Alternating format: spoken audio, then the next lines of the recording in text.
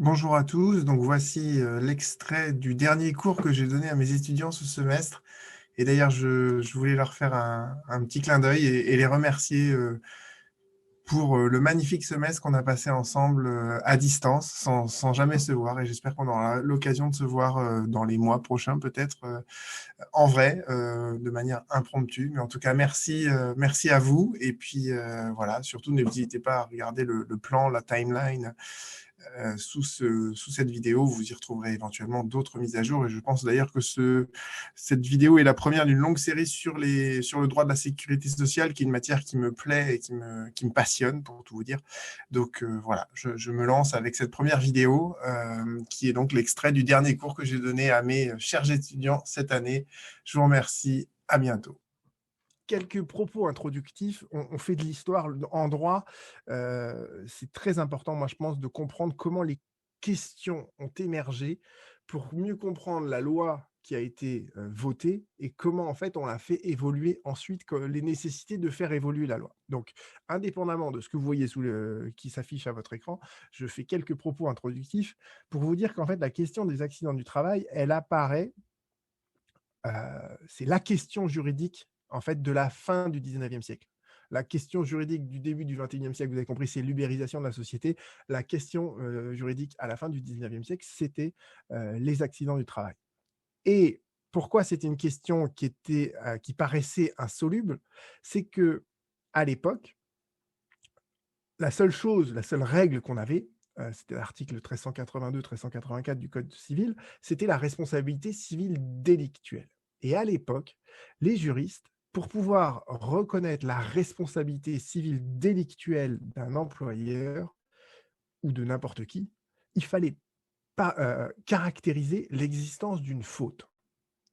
Et dans le cadre d'un accident du travail, eh bien, cette faute, on n'arrivait pas à la caractériser. Je vous prends deux exemples très simples. Quand vous avez un coup de grisou au fond d'une mine, eh bien, le propriétaire de la mine, il n'est pas responsable, il n'est pas fautif de, à cause de ce coup de grisou, parce qu'il n'y a aucune manière pour lui d'éviter ce genre de choses. De la même manière, avec l'industrialisation, on utilise des machines à vapeur. Les machines à vapeur, elles explosent, elles blessent ou elles tuent tous les ouvriers qui sont autour. Et ben, cette explosion, elle n'est pas fautive, entre guillemets. Il n'y a pas, à moins d'arriver à démontrer que c'est l'employeur qui, en la manipulant, a commis une faute, mais s'il n'est même pas présent sur le lieu de l'accident, si c'est juste la machine qui a été mal manipulée par un autre ouvrier, eh bien, on disait l'employeur n'est pas fautif. Donc, en fait, à la fin du 19e siècle, vous avez un phénomène social qui apparaît, les accidents du travail, et l'incapacité du droit à répondre à cette problématique. Donc, vous aviez des victimes qui ne pouvaient pas être indemnisées parce qu'on ne pouvait pas identifier de personnes qui étaient responsables. Et donc, au terme d'un processus législatif un peu long, on arrive à la loi de 1898, qui est en fait l'origine de toute la sécurité sociale en France, si vous voulez, qui est une loi sur les accidents du travail. Et on a érigé alors ce que le professeur Dupéroux, qui était un grand prof de droit de la Sécu, a appelé un deal en béton. Et c'est quoi ce deal en béton? C'est de dire on, ne, on va désormais indemniser systématiquement, et on va revenir sur le systématique, parce que ce n'est pas si systématique que ça, on indemnise systématiquement l'accident du travail, sans se poser la question de savoir est-ce que l'employeur est fautif ou pas. Et en contrepartie, on n'indemnisera pas intégralement le préjudice qui est subi. D'accord? Donc, c'est une indemnisation qui est forfaitaire, qui n'est pas intégrale. D'accord? Donc, on indemnise plus facilement, mais on indemnise moins. Ça, c'est le deal en béton de 1898, c'est ça. Et malheureusement, ce deal en béton, il est encore d'actualité. C'est-à-dire qu'à l'heure actuelle, si vous êtes victime d'un accident du travail, vous ne pourrez pas obtenir l'indemnisation intégrale de votre préjudice. Au mieux, ce que vous pouvez faire, c'est faire reconnaître la faute inexcusable de l'employeur. Et si vous parvenez à caractériser cette faute inexcusable de l'employeur, alors vous allez recevoir un complément d'indemnisation. Mais même entre cette indemnisation de base et le complément d'indemnisation au titre de la faute inexcusable, on n'obtient toujours pas la réparation intégrale du préjudice qui est subi. D'accord. Sur la faute inexcusable, le truc à voir absolument, et c'est pas pour me faire de la pub, hein, c'est cette vidéo que j'ai faite là sur. C'était avant, je crois que je commence voilà, cette vidéo-là, d'accord? C'est, à mon sens, heu, une des vidéos les plus importantes que j'ai faites, sur ma chaîne. Et d'ailleurs, vous voyez, il y a eu 2000 vues dessus. La Cour de cassation, en fait, elle a modifié la notion de faute inexcusable, enfin, la répartition de la charge de la preuve en matière de faute inexcusable, et ça va avoir une énorme influence ensuite, sur la reconnaissance de la faute inexcusable. Donc à l'heure actuelle, vous voyez, heu,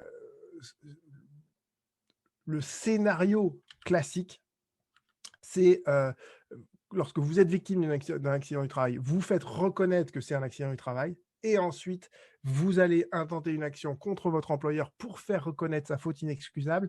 Et une fois que vous avez intenté ces 2 actions, eh bien, vous avez une réparation qui est presque la réparation intégrale de votre préjudice, mais pas complètement.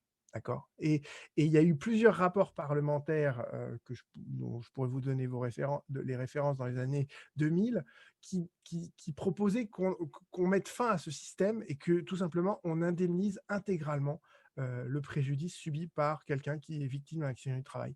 Et malheureusement, il n'y a pas suffisamment de volonté politique derrière cette question-là pour qu'on fasse une loi là-dessus. Mais moi, la question que je me pose, et malheureusement, j'aurais bien voulu écrire un article dessus, mais enfin, je n'ai pas accès aux données qui me permettraient de le faire. La question que je me pose, c'est combien ça coûte en fait de faire fonctionner des juridictions de sécurité sociale, des cours d'appel, la Cour de cassation, la deuxième chambre civile de la Cour de cassation pour laquelle, vous voyez, je travaille. Combien ça coûte en termes de données publiques, de faire fonctionner tout ce contentieux. D'accord? Parce qu'à l'heure actuelle, il y a un énorme contentieux sur la reconnaissance de la faute inexcusable, sur l'accident du travail, alors que si on disait d'emblée, on indemnise intégralement le préjudice, eh bien, vous voyez, ce qu'on donnerait aux victimes au titre de cette indemnisation-là, c'est ça de moins qu'on aurait en termes de contentieux et de frais de fonctionnement des juridictions, des avocats qui doivent être payés par l'aide juridictionnelle quand la victime elle n'a pas de ressources, etc. Vous voyez, je me dis, est-ce que quelqu'un a fait ce calcul de savoir qu'est-ce que ça coûterait réellement en plus, vous voyez, d'indemniser intégralement le préjudice dès sa reconnaissance, dès sa prise en charge. Bon, et ça, c'est une question que je me pose, qui m'empêche de dormir la nuit, mais que manifestement personne d'autre ne se pose, ou en tout cas qui ne nécessite pas, enfin, qui n'a pas encore suscité suffisamment de réactions politiques pour qu'on essaye de légiférer là-dessus. Voyons donc maintenant 3 choses. Donc, comment on a défini l'accident du travail. Et on va voir qu'il y a 2 définitions, une définition classique et une définition moderne. Et c'est intéressant de comprendre pourquoi on est arrivé à cette deuxième définition. Qu'est-ce qui explique cette deuxième définition? D'accord? Après, je vais vous expliquer brièvement ce que c'est qu'une maladie professionnelle et comment on fait reconnaître les maladies professionnelles. Et après, j'essaierai de vous expliquer la différence en fait entre l'accident du travail et la maladie professionnelle. Et vous allez voir en fait que ce sont 2 notions qui sont poreuses, c'est-à-dire que le même événement peut parfois être un accident du travail, parfois une maladie professionnelle. D'accord? Et une fois que je vous aurai rincé le cerveau avec tout ça, vous crierez grâce et en disant que vous en avez fait assez de droit pour aujourd'hui. Donc, la définition de la T, si vous avez des questions, vous m'interrompez, hein, d'accord? N'hésitez pas, parce que là, je suis lancé. Quand je parle de droit de la Sécu, j'ai du mal à m'interrompre. La définition de l'accident du travail, depuis 1898, elle a très très peu évolué, d'accord? C'est cette phrase-là. Est considéré comme accident du travail, quelle qu'en soit la cause. Donc finalement, la cause, on ne se pose plus la question de savoir est-ce qu'il y a une faute de l'employeur ou pas, d'accord? Donc c'est ça le sens de quelle qu'en soit la cause.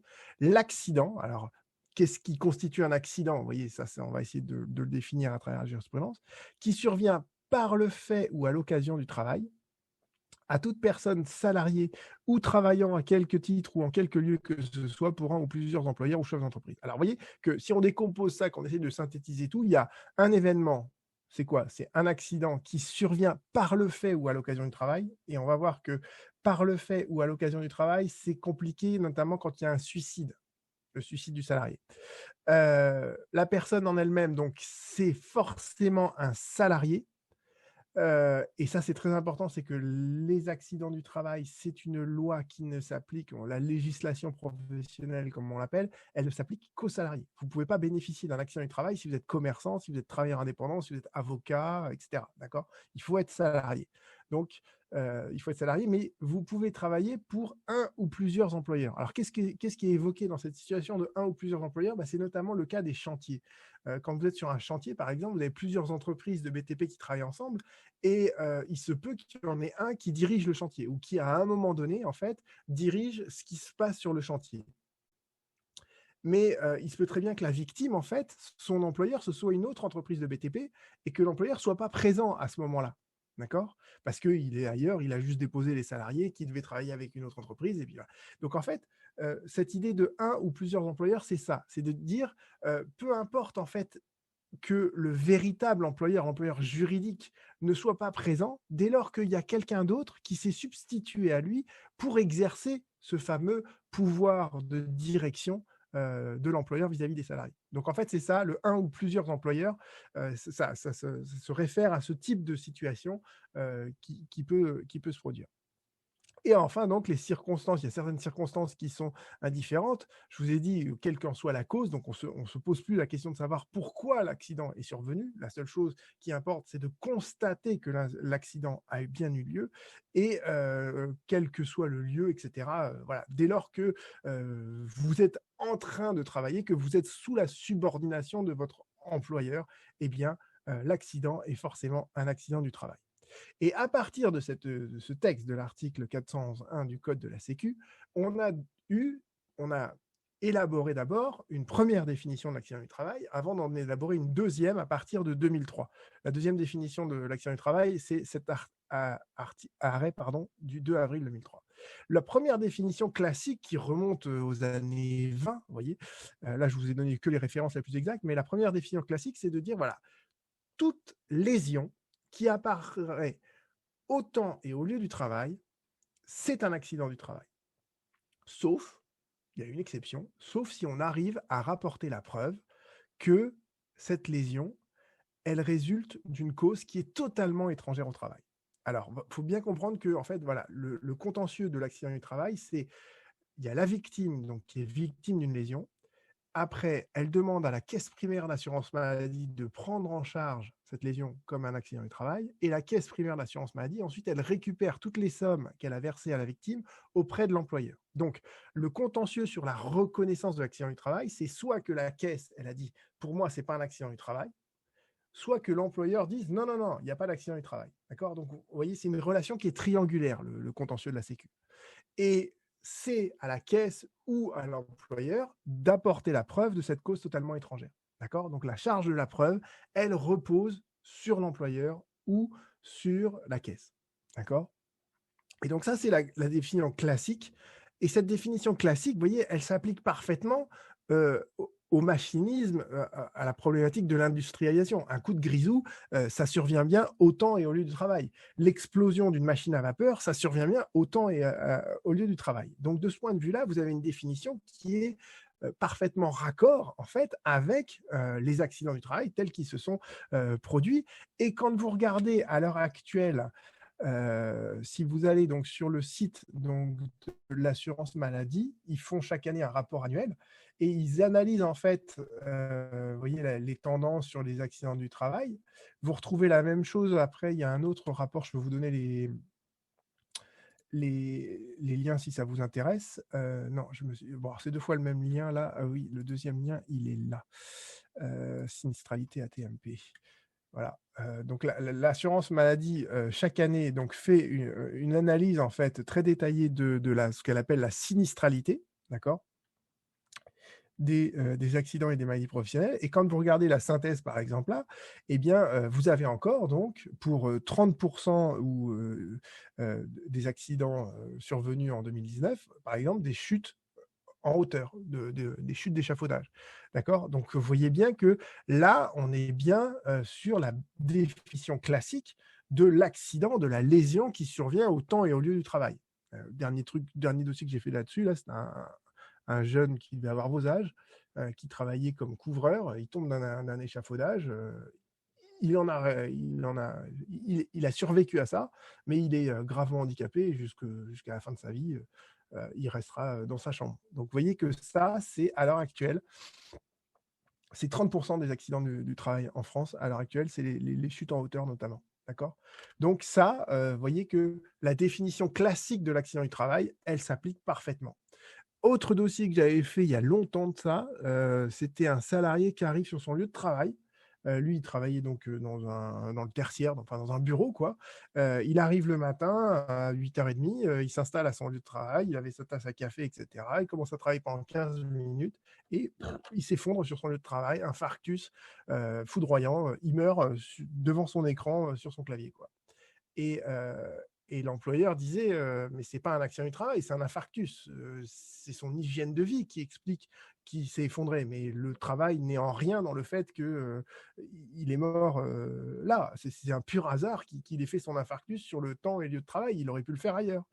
Et la Cour de cassation lui a répondu non, monsieur, il est mort sur le temps et le lieu de travail, d'accord. Vous devez rapporter la preuve qu'il y a une cause qui est totalement étrangère à son travail et vous ne prouvez pas que l'infarctus dont il a été victime est totalement attribuable à quelque chose qui n'a rien à voir avec le travail. Donc en fait, la cause qui est totalement étrangère au travail, elle est très difficile à rapporter de la part de l'employeur ou de la part de la caisse. D'accord. Autre dossier que j'avais fait qui était là beaucoup moins tragique, c'était un personnel soignant en fait. Il faisait très froid ce jour-là, donc elle rentre en fait, elle gare sa voiture sur le parking de l'hôpital et elle va pour traverser le parking de l'hôpital pour aller dans l'hôpital pour aller rendre ses soins. Et elle avait des Crocs, vous savez, souvent les soignants ils ont des sabots un peu avec des semelles en plastique et il y avait du verglas sur le parking, donc elle se casse la figure et elle se fait mal à la cheville, elle se casse quelque chose dans la cheville, je me rappelle plus quoi.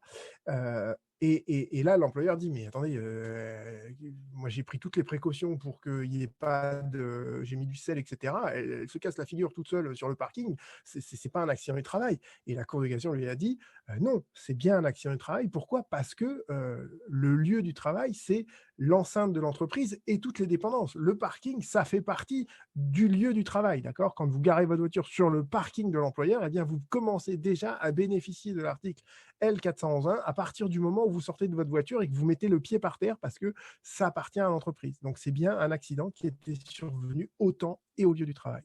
On peut pas dire que c'est de la Mais, négligence? alors justement, très bonne question. La négligence, le seul cas dans lequel on peut dire qu'il n'y a pas accident du travail, c'est quand le salarié lui-même a commis une faute intentionnelle. D'accord? Et pour qu'il y ait une faute intentionnelle de la part du salarié, il faut que, en gros, elle n'est jamais retenue, quoi. La simple négligence du salarié est insuffisante, en fait, pour écarter l'application du code de la Sécu. Attendez, je vais vous donner l'arrêt. Voilà, il est là. C'est bon, je peux vous le repartager. Alors, attendez, share screen, c'est là. Toc. Hop. Voilà, c'est un arrêt qui a été rendu le 28 janvier 2021, qui est assez drôle. Non, c'est pas très drôle ces trucs-là de toute façon. C'est à la RATP. Et en fait, le salarié, en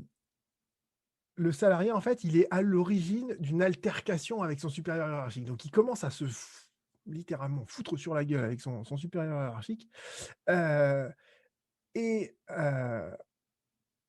Ils ont dû être séparés l'un de l'autre, d'accord? Et la cour d'appel dit il n'y a pas. Et après, le gars fait une dépression nerveuse, etc. Vous voyez, le lendemain, en fait, il fait un syndrome anxio-dépressif réactionnel, un truc classique. Et la cour d'appel, elle dit il n'y a pas d'accident du travail. Pourquoi? Parce que surtout, vous voyez, il résulte surtout des éléments produits que la victime est à l'origine, exclusivement à l'origine du différend qu'il a opposé à son responsable. Et la Cour de cassation vous dit, mais ce raisonnement-là, il est complètement foireux. On se fout de savoir que c'est la victime qui est à l'origine de l'altercation, d'accord? Et donc la négligence, a fortiori, entre guillemets, la négligence, ça ne suffirait pas pour écarter la présomption d'imputabilité. Dès lors qu'il y a un fait accidentel qui se produit au temps et au lieu du travail, quelle qu'en soit la cause, d'accord, nous dit bien quelle qu'en soit la cause, et la cause, ça peut être la négligence de l'employeur, ça peut être la négligence de la victime, ça peut être la victime qui est à l'origine volontairement de cette altercation, c'est pas une faute intentionnelle de sa part, d'accord, ça arrive qu'il y ait des altercations sur le lieu du travail. Eh bien, dans ces cas-là, il y a quand même un accident du travail. OK, ça répond à la question? Oui, par exemple, par rapport à l'infirmière qui s'est cassé la figure, Eh ben, l'employeur, il peut pas toujours être derrière, parce que là, si, c'est si, parce qu'il a une obligation de sécurité, de veiller à la sécurité de ses salariés. Et en fait, ça va tellement vite. ouais, mais il aurait dû mieux saler et enlever le verglas sur le parking de l'entreprise. Ouais, mais c'est surtout du fait, enfin, pour moi, je vois ça surtout du fait que elle portait des Crocs, alors que c'est complètement ridicule de porter des Crocs. Enfin, c'est, surtout quand il gèle, c'est bête. Ouais, mais en fait, l'employeur aurait dû dire au personnel soignant, vous ne portez vos Crocs que quand vous êtes dans l'enceinte de l'entreprise sur un terrain, sur un sol qui est non glissant, mais vous ne les portez pas en dehors de l'enceinte de l'entreprise, d'autant qu'en plus, d'un point de vue hygiénique, Et si ça c'est c'est mauvais. dit, et si l'employeur le dit, et qu'un employé le fait quand même, et qu'elle se casse la Ah, figure. euh, il y aura quand même accident du travail, ça c'est sûr. Mais il y aura peut-être pas faute inexcusable de l'employeur. Alors pourquoi je dis ça? Parce que j'ai fait un dossier récemment là-dessus et j'ai perdu et ça m'a énervé. C'était un gars qui travaillait dans une entreprise Céveso qui mélangeait des produits chimiques. Et en gros, le matin, il y a 2 salariés qui ont mélangé 2 produits chimiques qui ne devaient pas être mélangés. Donc ils ont laissé le mélange sur le côté et l'après-midi, donc le gars, il prend ses fonctions. Et sur ce mélange-là, en fait, la réaction explosive se fait avec le temps. Donc lui, il était là dans le même local et à un moment donné, ça explose et donc il est brûlé gravement sur tout le visage et une partie du corps. Et il dit, l'employeur, il a commis une faute inexcusable parce qu'en gros, il aurait jamais, les salariés du matin n'ont pas respecté les consignes de sécurité. Et les consignes de sécurité, c'est quand il y avait un mélange comme ça dangereux, il fallait à tout prix le détruire, d'accord, prendre toutes les précautions pour le détruire et pas le laisser justement là, dans un coin du labo, quoi. Et en fait, la Cour de cassation m'a dit qu'il n'y avait pas de faute inexcusable de la part de l'employeur parce que d'abord, la réaction chimique, elle n'avait jamais été décrite auparavant, donc c'était un truc qui s'était produit pour la première fois. C'est grâce à cette explosion qu'on a su que les 2 composants, fallait pas les mélanger ensemble. Et d'autre part, le fait que les salariés n'aient pas respecté les instructions qu'on leur avait données, ça permettait pas de caractériser la faute de l'employeur. Et moi, je trouve que ce raisonnement-là, il est complètement choquant parce que voilà, si l'employeur il met des consignes de sécurité dans l'entreprise, il doit s'assurer que ces consignes, elles sont bien respectées. Et si l'employeur il met des consignes de sécurité, mais qu'il ne s'assure pas qu'elles sont bien respectées, bah autant dire que ça sert un peu à rien, quoi. On peut dans ces cas-là faire toutes les consignes qu'on veut et avoir bonne conscience pour pas très cher. Donc voilà. Voilà. En tout cas, l'accident du travail, il a clairement été reconnu parce que il y a bien une lésion qui est apparue au temps et au lieu du travail, et ça, c'est le seul critère qui suffit. Et la négligence du salarié, c'est pas une cause totalement étrangère. D'accord? OK? C'est clair? Ça Ok, répond à la ok. question? Oui, oui, oui. Voilà. Après, pour caractériser la faute inexcusable, ça c'est une autre question parce que la définition de la faute inexcusable, c'est une autre définition, mais je ne voudrais pas rentrer là-dedans parce que là, ça devient vraiment très compliqué. Mais ce que je voudrais vous faire réfléchir maintenant, là, c'est la nouvelle définition. En 2003, on reconnaît que, et c'est l'autre définition, donc à l'heure actuelle, vous avez 2 définitions qui s'appliquent.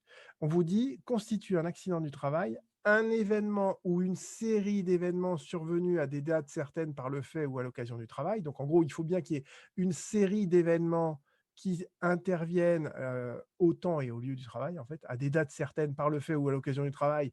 Grosso modo, c'est qu'en gros, il faut qu'il y ait un fait accidentel qui se produise au temps et au lieu du travail, dont il est, ça c'est la deuxième partie de la proposition, dont il est résulté une lésion corporelle, quelle que soit la date d'apparition de celle-ci. Donc vous voyez bien que dans cette définition, maintenant, on vous dit la lésion, elle peut apparaître après. elle ne doit pas apparaître nécessairement au temps et au lieu du travail. Vous voyez que là, la première définition, c'est la lésion, elle survient au temps et au lieu du travail. D'accord ? Là, on vous dit, il y a un fait accidentel au temps et au lieu du travail, mais la lésion, elle apparaît après. Alors, à votre avis, pourquoi on est arrivé à cette deuxième définition ? Pourquoi il y a eu une nécessité de faire évoluer la jurisprudence ? Bah, typiquement, pour les employés qui travaillent dans des usines type Céveso, ça se verra pas tout de suite s'ils sont contaminés à quelque chose. Ça peut prendre du temps. Bah non, là, typiquement, le gars, Céveso, Ouais, ça non, lui mais a je sais pas pété à la si, par figure. exemple, il travaille dans une usine où il respire quelque chose, on va pas le voir tout de suite et pourtant ils sont empoisonnés de la santé sur leur lieu de travail. Non, mais ça peut être une maladie professionnelle. Bah, je sais pas dans ce cas-là. Non, mais t'as pas tout à fait. Enfin, tu pressens un peu l'idée aussi quand même. Mais est-ce que quelqu'un d'autre veut tenter sa chance? Mademoiselle Bertin, peut-être. Que j'ai jamais entendu depuis le début de l'année. Si, vous m'avez déjà entendu, Si, monsieur. oui, si, peut-être, mais pas suffisamment. Tu veux pas tenter ta chance? Essaye de m'expliquer, à ton avis, pourquoi la Cour de cassation elle a changé. Bah, parce qu'elle s'est retrouvée face à des situations qui ont fait qu'elle avait besoin de changer. Ouais, mais quelle situation? Essaye de me trouver n'importe qui. Noémie aussi, d'ailleurs. Noémie, je ne l'ai pas entendue aujourd'hui. Si, un petit peu.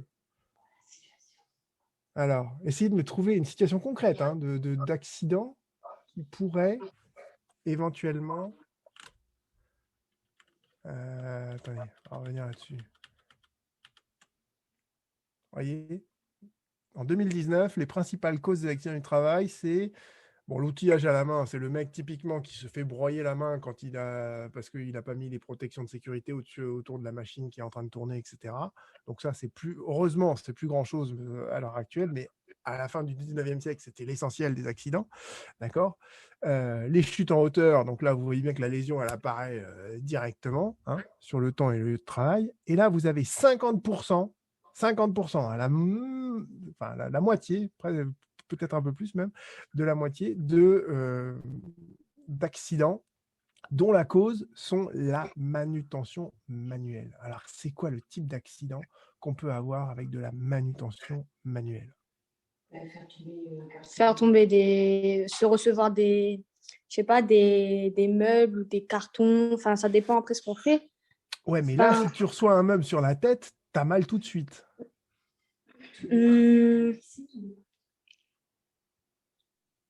Oui. Fanny ou bien la personne qui est juste à côté d'elle? Ouais, c'est ma mère qui est loin. C'est vrai. Ah bah c'est bien, je fais des cours en famille là maintenant. Donc. Tomber par terre, elle a dit. Ben non, pareil, la lésion apparaîtrait immédiatement. Pas tout de suite, non. Bah, Et voilà, typiquement, quand vous soulevez quelque chose de lourd, ça je l'ai fait, en fait c'est un des dossiers que j'ai fait récemment sur une postière à la Martinique. Elle soulève un colis qu'elle remet au client, elle se sent pas bien, elle finit sa journée, et le lendemain, sciatique terrible, les deux disques ensuite radio montrent que les deux disques se chevauchent complètement l'un de l'autre. Donc vous voyez bien qu'en fait, avec les troubles musculo-squelettiques, qui sont liés généralement à la manutention de charges lourdes, eh bien, vous avez parfois une lésion qui va apparaître après, 1 jour, 2 jours après, le fait accidentel qui s'est produit sur le lieu du travail. Donc là, en l'occurrence, pour la postière à la Martinique, malheureusement, j'ai perdu le dossier parce qu'on a considéré qu'il n'y avait pas une preuve suffisante qu'elle avait porté un carton lourd ce jour-là. D'accord ? Mais si vous arrivez à apporter cette preuve qu'il y a eu un fait accidentel qui s'est produit sur le temps du travail et au lieu du travail, le fait de porter quelque chose de lourd, le fait d'avoir, je vais vous donner un autre exemple bientôt, là, vous l'aurez sous les yeux, si vous avez donc ce fait accidentel qui se produit, il importe peu que la lésion, vous voyez, apparaisse 2 ou 3 jours après. Alors évidemment, si vous faites tomber quelque chose sur la main droite et que 3 jours après, vous dites que vous avez mal à la main gauche, vous voyez bien que la lésion, elle ne peut pas être rattachée au fait accidentel.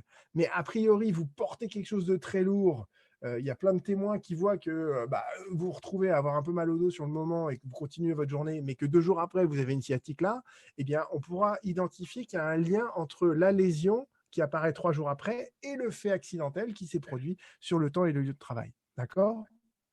Donc, en fait, l'intérêt, oui.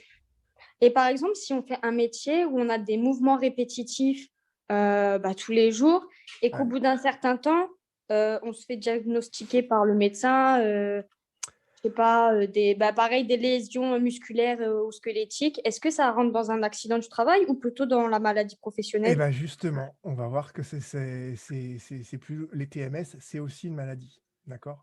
L'autre intérêt, donc on va revenir après là-dessus sur cette distinction entre l'accident du travail, AT c'est accident du travail, MP maladie professionnelle. Donc la différence entre l'AT et MP, elle n'est pas facile à faire parfois. Mais vous voyez que l'intérêt de cette nouvelle définition de l'accident du travail, c'est de tenir compte en fait de l'évolution de ce qu'on appelle la sinistralité, de l'évolution des accidents du travail. Et notamment, vous avez aussi, et on revient d'ailleurs à l'arrêt que je vous ai montré tout à l'heure ici, d'accord, le syndrome anxio-dépressif réactionnel, c'est un accident du travail. Ça peut être un accident du travail. D'accord. Et c'est très fréquent. Vous avez des personnes qui... j'ai fait un dossier là-dessus récemment qui était assez... enfin, c'est toujours un peu dur, les dossiers accidents du travail. Mais c'est ça qui les rend intéressants aussi. Je défendais un salarié qui se faisait humilier par son employeur. En fait, c'est un salarié qui avait une grande ancienneté dans l'entreprise, donc qui avait quand même une grande expérience aussi. Et l'employeur, il avait trouvé un moyen insidieux pour le faire craquer, c'était il lui faisait suivre des formations pour les débutants dans son métier. Donc, vous voyez qu'il n'y a rien de plus humiliant. C'est quelqu'un qui avait plein d'expérience, qui savait faire plein de choses, et l'employeur lui disait, tu vas reprendre une formation de B à bas de ton métier. Et il lui faisait faire comme ça régulièrement des formations. Et le mec, un jour, il arrive à une de ces formations-là et il craque.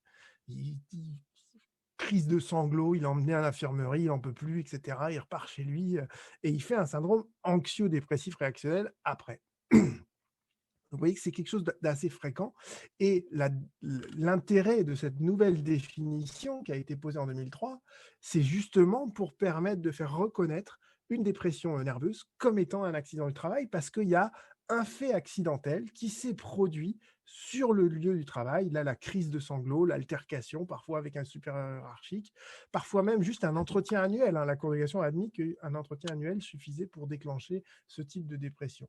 Lucas, tu voulais parler? Ou c'était juste une erreur de micro?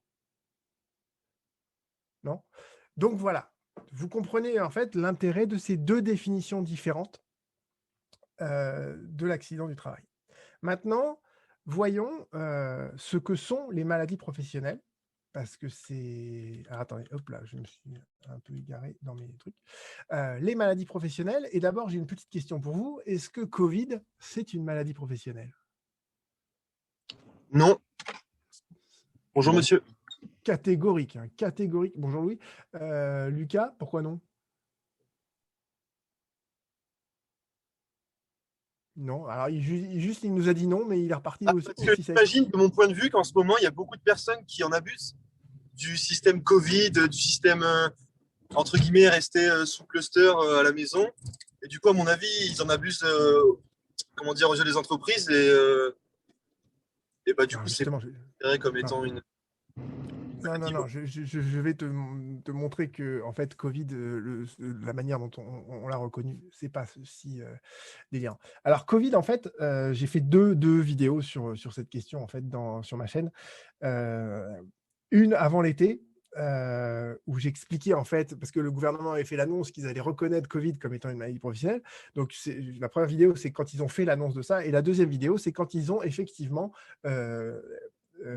pris ce décret. En fait, c'est un décret du 14 septembre 2020. Donc, allez regarder la vidéo si ça vous intéresse. Et ce qui est intéressant dans ce décret, je vais vous montrer en fait. Donc, ce décret, il reconnaît Covid comme étant une maladie professionnelle. Et qu'est-ce que vous avez en fait je vais le mettre en plus petit, ça vous comprendrez mieux. Alors. Et vous allez voir, ça va rassurer tout de suite Lucas qu'il n'y a pas d'abus en termes de reconnaissance de Covid comme maladie professionnelle. Les tableaux des maladies professionnelles, c'est toujours la même chose, d'accord? C'est un tableau avec 3 colonnes. La première colonne, enfin, la première colonne, il faut toujours expliquer le tableau à l'envers. Bon. Ça vous dit en fait la liste des travaux que vous devez avoir accomplis pour pouvoir bénéficier de la présomption, de la reconnaissance automatique de l'origine professionnelle de votre maladie. Donc là, en fait, la liste des travaux, c'est en gros tous les personnels de soins, d'accord? Tous ceux qui ont été en présentiel et qui étaient du personnel de soins. Donc, toutes ces personnes-là, y compris les activités de transport et d'accompagnement des malades, donc y compris les ambulances, mais tout ce qui est médecin, infirmier, enfin, en gros, tout le personnel médical qui a été en contact avec le Covid, avec les gens, des gens qui étaient malades de Covid, voilà, tous ces gens-là pourront bénéficier du tableau. En revanche, si vous travaillez dans un supermarché, si vous êtes en deuxième ligne, entre guillemets, tous ceux qui ont pu rester ouverts pendant le confinement, ils n'ont pas fait ce type de travaux. Donc, ils ne pourront pas bénéficier de ce tableau des maladies professionnelles. Ce tableau des maladies professionnelles, il est réservé au personnel soignant, aux gens qui sont en première ligne.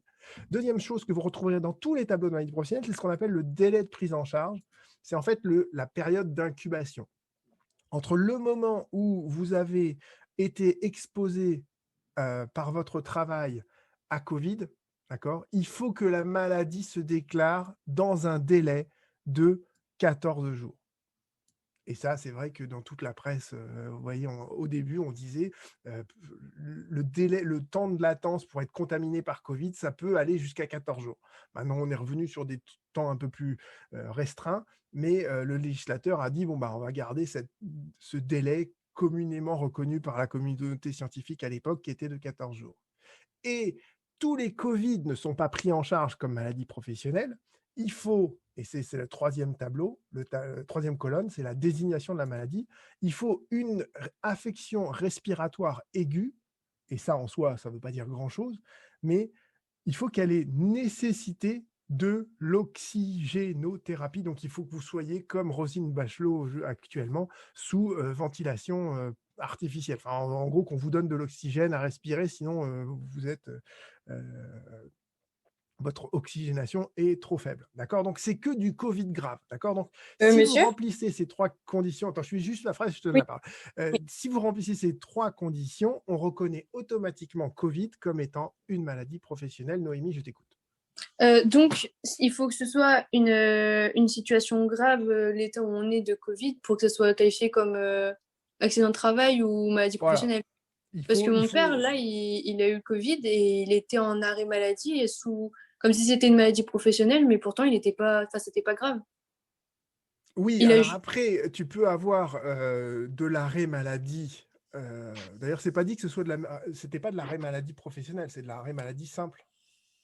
Il était en arrêt maladie et il a je sais touché les plus. indemnités journalières. Oui. Oui, c'est ça. Donc ça, c'est de la maladie simple. En fait, quand tu es malade, tu vois. Après, il peut essayer de le faire. Bah non, parce que s'il n'a pas été sous oxygénothérapie, et tant mieux d'ailleurs, il ne peut pas le reconnaître comme une maladie professionnelle. Ok, d'accord. Donc si c'est une maladie légère. Et s'il n'est pas en première ligne, encore moins. D'accord. Donc il faut vraiment que les trois conditions soient remplies.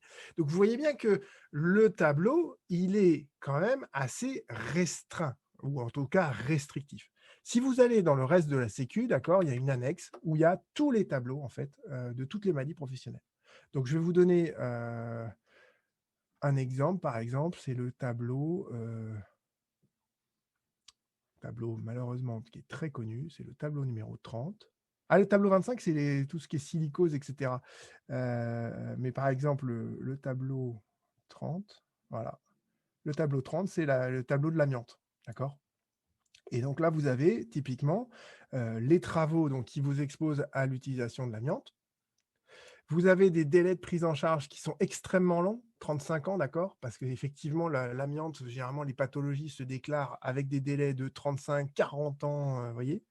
Et après, vous avez donc les différentes maladies liées à l'amiante, l'asbestose qui est la première, après les lésions pleurales bénignes, et qui ensuite vont dégénérer après dans le cancer pulmonaire, le mésothéliome malin et les tumeurs pleurales dont on décède. D'accord? À titre indicatif, j'ai fait un dossier récemment là-dessus d'un gars qui avait des lésions pleurales bénignes assez tôt. Hein, il a travaillé dans les chantiers navals et donc là, il manipulait beaucoup d'amiante. Donc, il a vécu pendant 25 ans avec ces lésions pleurales. Et en fait, d'un coup d'un seul, quand il était à la retraite, il a été diagnostiqué avec un cancer bronchopulmonaire et il en est décédé 3 mois après. Et ce qu'on m'a dit en face, ce que la cour d'appel m'a dit, c'est que on avait reconnu l'origine professionnelle des lésions pleurales il y a 25 ans, mais qu'on ne reconnaissait pas l'origine professionnel de son cancer dont il est décédé après, parce que c'est une autre maladie et que là, pour le coup, en fait, le comité considérait que ce n'était pas lié à l'amiante. Et moi, ce que j'avais essayé de faire valoir dans ce dossier, c'est que quand vous êtes dans un tableau, si vous passez d'une maladie à l'autre, qui n'est que l'aggravation, voyez, de la maladie précédente, eh bien, si on a reconnu l'origine professionnelle de la première maladie, on doit forcément reconnaître l'origine professionnelle de la deuxième maladie. D'accord ? L'aggravation d'une maladie dans une autre, c'est comme une rechute d'un accident du travail. Si on a reconnu l'accident du travail, on reconnaît également la rechute. Eh bien, l'aggravation d'une maladie qui se transforme en une autre maladie encore plus grave, c'est forcément encore pris en compte par le tableau. Et en fait, la Cour de cassation m'a dit non, c'est deux maladies distinctes. Donc, on doit faire deux procédures de reconnaissance de l'origine professionnelle de la maladie. Et ce n'est pas parce qu'on a reconnu la première qu'on doit reconnaître la seconde. Et là, on se dit, mais en fait, non seulement vous faites du droit avec vos pieds, mais en plus de ça, vous n'avez même pas compris ce que c'est qu'une aggravation d'une maladie dans une autre, quoi. En plus, votre raisonnement, il défie les lois de la biologie. Voilà, pour le coup, c'est carrément... voilà. Donc, malheureusement, vous voyez, la Cour de cassation elle-même, elle n'a pas encore tout à fait bien compris... le problème des magistrats, c'est qu'ils sont nuls en médecine, quoi. Ou alors c'est parce que j'ai la chance ou la malchance d'avoir deux parents médecins, ce qui fait que parfois je me dis ils sont vraiment trop bêtes, quoi. On va revenir au tableau numéro 6 parce que je vais en parler un peu après. Voilà. Tableau numéro 6, c'est les tableaux. Parlons-en maintenant, comme ça vous allez comprendre. Non, il faut que je fasse un petit détour avant, excusez-moi. Donc vous avez compris en fait les tableaux, les maladies professionnelles, donc c'est tous les tableaux que vous avez là sous les yeux, qui sont donc une liste de tableaux assez importante. Et vous avez l'inconvénient de ces tableaux, c'est que voilà, s'il y a une condition qui manque, vous ne pouvez pas faire reconnaître l'origine professionnelle de la maladie. Typiquement, dans le cadre de Covid, si vous n'êtes pas en première ligne, vous ne pouvez pas faire reconnaître l'origine professionnelle de votre Covid. C'est un peu gênant, quoi, vous voyez. C'est vraiment un coup près, quoi. Le tableau.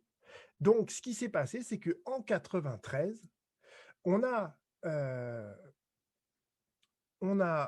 modifié l'article sur les maladies professionnelles, qui est l'article 461.1 du Code de la Sécu. Et on a rajouté, en fait, ces deux alinéas. Je vais vous les expliquer, ils sont tout bêtes, en fait, ces alinéas. Qu'est-ce que le premier alinéa nous dit ? Nous dit, si une ou plusieurs conditions tenant au délai de prise en charge, donc vous avez compris, ça c'est la colonne du milieu, à la durée d'exposition, donc ça c'est la colonne de droite, et à la liste, durée d'exposition, c'est pareil, c'est le truc du milieu, où la liste limitative des travaux ne sont pas remplis, eh bien la maladie, elle peut quand même être reconnue comme étant d'origine professionnelle, dès lors qu'on arrive à identifier un lien de causalité entre le travail et la maladie. Donc, autrement dit, si vous avez un Covid avec de l'oxygénothérapie et qu'il s'est passé un délai de 21 jours, par exemple, mais que vous avez quand même accompli ces travaux-là, vous pourrez faire reconnaître l'origine de votre Covid. Ou même, voyez, donc en fait, une des conditions peut manquer, c'est pas grave, tant qu'on arrive à identifier un lien de causalité entre les deux. Et, grosse innovation en 93 aussi, on vous dit qu'on peut également reconnaître d'origine professionnelle une maladie qui est non désignée dans un des tableaux, dès lors qu'elle est essentiellement et directement causée par le travail habituel de la victime. Autrement dit, là, vous êtes dans la situation où, en gros, vous avez été exposé à, par exemple, des rayons X, d'accord ? Mais vous n'avez aucune des maladies qui sont énumérées ici. D'accord ? Vous souffrez d'une maladie et vous avez été exposé, en fait, pendant un an, pendant un délai de prise en charge, peu importe le délai de prise en charge, mais vous avez été exposé à un agent que l'on reconnaît, d'ailleurs, comme étant pathogène. D'accord ? Eh bien, dans ces cas-là, ou même, sans même que ce soit énuméré dans aucun des tableaux, d'accord, vous pouvez toujours faire reconnaître une maladie hors tableau, c'est comme ça qu'on les appelle, les maladies hors tableau, comme étant en lien avec votre activité professionnelle. Et quelle est la procédure qu'on suit dans ces cas-là pour les maladies hors tableau ? Eh bien, en fait, on va devant ce qu'on appelle un comité qui est mentionné ici, un comité régional de reconnaissance des maladies professionnelles qui est composé en fait de 3 médecins. Et donc, pour les maladies hors tableau, vous faites une déclaration particulière. La caisse va solliciter l'avis d'un comité régional. Et ensuite, si jamais vous allez devant le juge il est obligé de solliciter l'avis d'un deuxième comité régional. Donc en fait, vous avez au moins 2 comités régionaux qui vont analyser votre situation pour déterminer si oui ou non il y a un lien entre votre maladie et le facteur de risque auquel vous avez été exposé dans le cadre de votre travail. D'accord ? Donc ça, c'est pour vous expliquer les maladies hors tableau. Alors, et dernière chose que je dois vous dire aussi, c'est que l'article 461 que vous avez sous les yeux, il a été dernièrement modifié en 2017. Et qu'est-ce qu'on a fait en 2017 ? On a rajouté un dernier alinéa pour les pathologies psychiques qui peuvent être reconnues comme des maladies professionnelles hors tableau, donc dans le cas qui est mentionné en fait ici, d'accord ? Et il faut dans ces cas-là passer devant un comité régional des maladies professionnelles. Donc vous voyez bien que une dépression, ça peut être un accident du travail si ça apparaît brutalement, même un jour ou deux après une altercation sur le lieu du travail, mais ça peut également être une maladie hors tableau qui apparaît en fait, on va voir graduellement. Et avec ce que je viens de vous dire là, vous vous rendez compte que la même lésion, d'accord, la même pathologie, elle peut soit être un accident du travail, soit une maladie professionnelle. Donc, qu'est-ce qui permet de dissocier l'un de l'autre ? Quel est le critère juridique en fait qui permet de dissocier l'un de l'autre ? Et là, on en revient donc à ma petite présentation. Donc, sur la différence des AT-MP, d'accord, vous comprenez bien la dimension historique de la question, c'est-à-dire qu'avant 93, eh bien, en fait, toutes les maladies qui n'étaient pas énumérées dans les tableaux, on essayait de les faire reconnaître comme accidents du travail. D'accord ? Le fait qu'on n'ait pas cette catégorie des maladies hors tableau faisait qu'il y avait une inflation, en fait, de la catégorie des accidents du travail. Et on ne se posait pas trop la question de savoir est-ce que c'est une maladie ou un accident. Dès lors qu'elle n'était pas dans un tableau, on la reconnaissait comme maladie dès lors qu'elle n'était pas dans un tableau, on la reconnaissait comme accident du travail. À partir de 93, dès lors qu'on a cette nouvelle catégorie qui sont les maladies hors tableau, c'est poser la question de savoir comment on distingue une maladie d'un accident du travail. Et pour les troubles musculo-squelettiques, par exemple, ça peut être une maladie professionnelle, mais ça peut également être un accident du travail. Et là, je vous ai trouvé un arrêt récent du 9 juillet 2020, où la Cour d'appel, en fait, elle a ce raisonnement assez classique qu'on retrouve d'ailleurs aussi dans le cadre de la dépression nerveuse. C'est de dire, sa sciatique, elle est la conséquence, et ça répond sans doute à ce que disait Fanny ou la maman de Fanny, c'est la conséquence de gestes répétés. De gestes répétés comme la caissière qui soulève tous les jours des paquets d'eau à longueur de journée et qui va se faire en fait le syndrome classique de la coiffe des rotateurs dans l'épaule. D'accord ? Donc la Cour d'appel me dit, c'est pas un accident là, c'est bien les gestes répétés, donc il n'y a pas d'accident. Et la Cour de cassation lui répond, mais non, il a senti cette douleur, il a entendu craquer son genou gauche en se relevant et il a eu une vive douleur au dos et au genou. Donc ça, c'est bien l'apparition soudaine d'une lésion au temps et au lieu de travail. Donc le trouble musculo-squelettique, c'est généralement des maladies professionnelles, mais ça peut parfaitement également être un accident du travail dès lors que la lésion apparaît soudainement.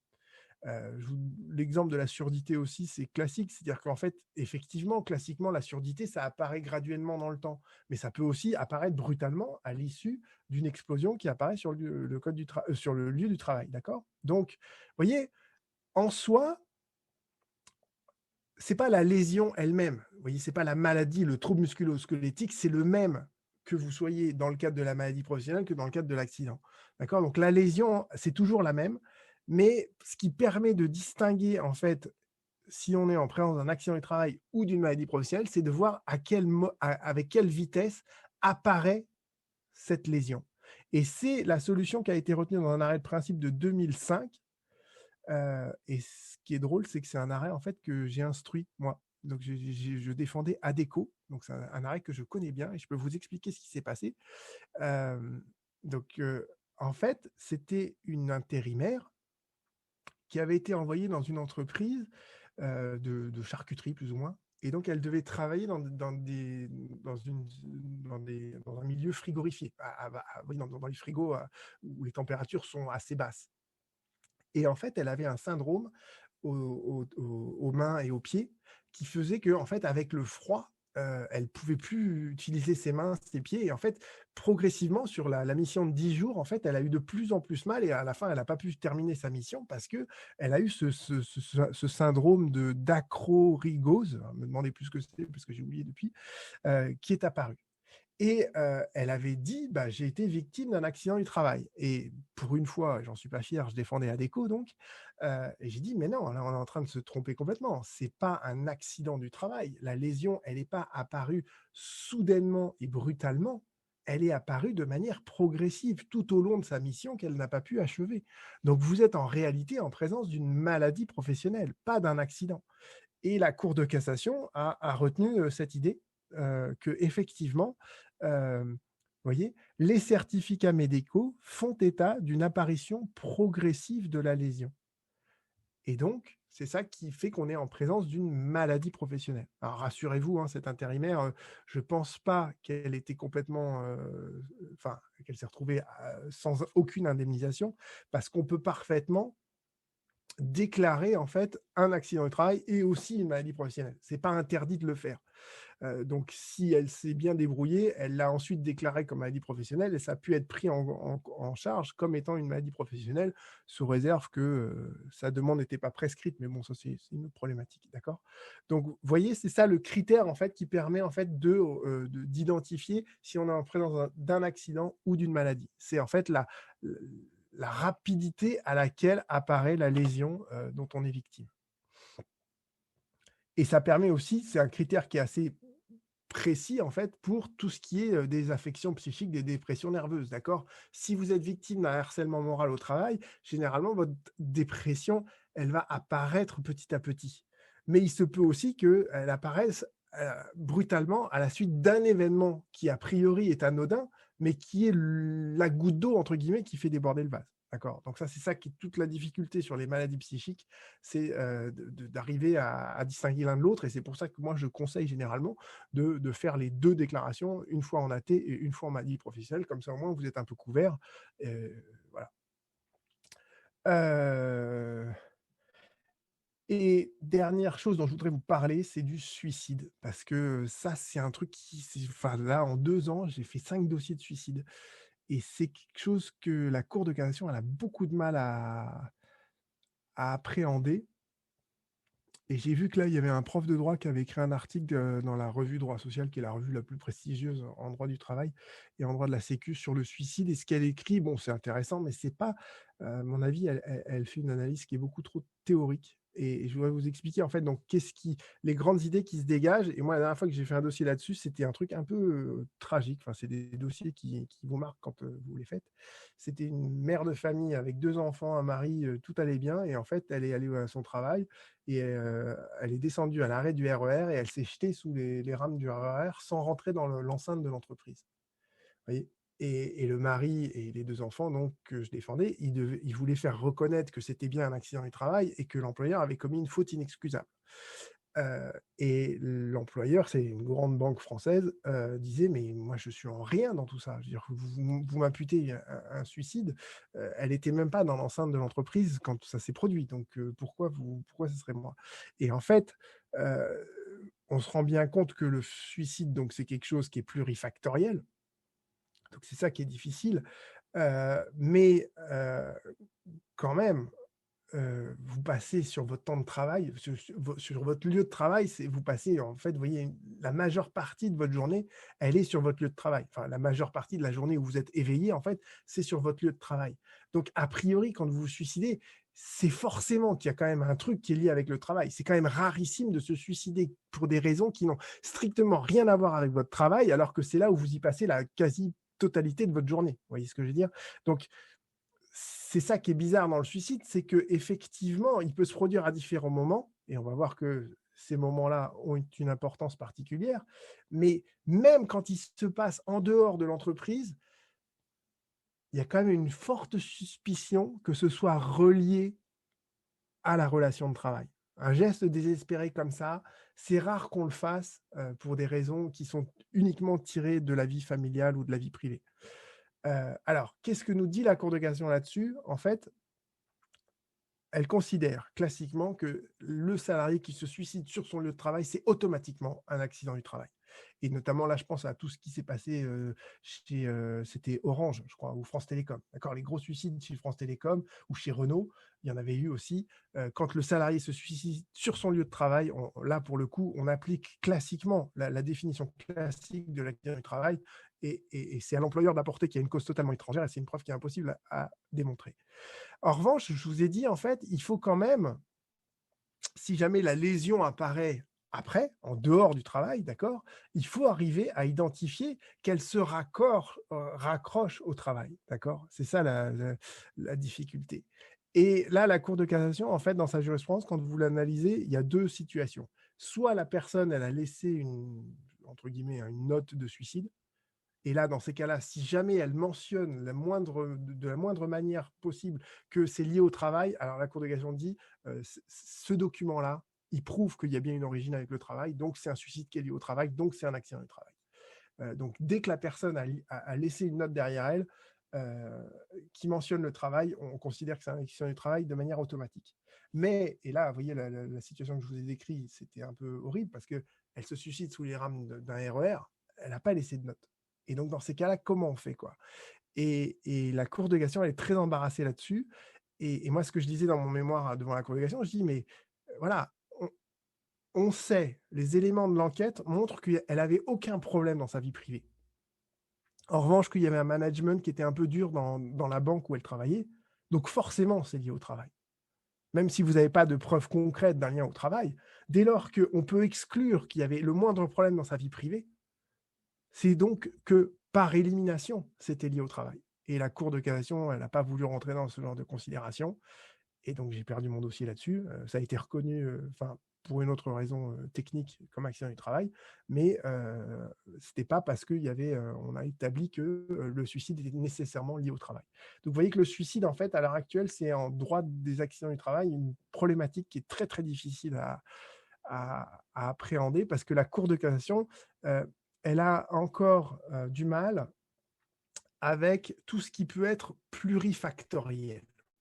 Voyez, tout ce qui peut être un accident plurifactoriel ou une maladie qui est plurifactorielle, elle ne sait pas très bien comment faire. Et d'ailleurs, je vais finir sur cette petite considération pour revenir sur le tableau numéro 6.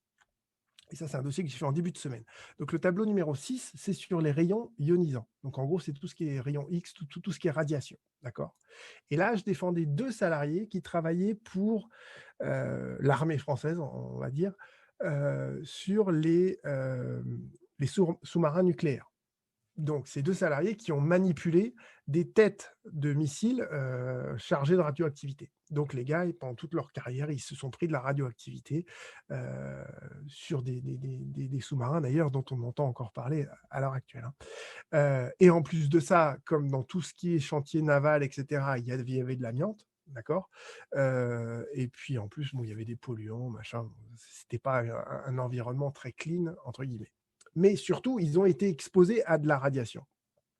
Et ils ont eu comme maladie un lymphome non-Hodgkinien, bon, c'est un cancer du sang, et l'autre un cancer de l'œsophage. Et quand vous regardez le tableau numéro 6, d'accord, vous avez toute une série de maladies, d'accord, dont les leucémies, mais pas les lymphomes, et dont les cancers bronchopulmonaires, mais pas les cancers de l'œsophage. Donc, j'étais avec 2 salariés, enfin, leurs veuves, parce qu'ils sont morts évidemment entre-temps, qui ont eu des maladies qui n'étaient pas énumérées dans ce tableau, mais il était absolument certain qu'ils avaient été exposés à la radioactivité, en plus d'autres facteurs de risque comme l'amiante, etc. Et tout.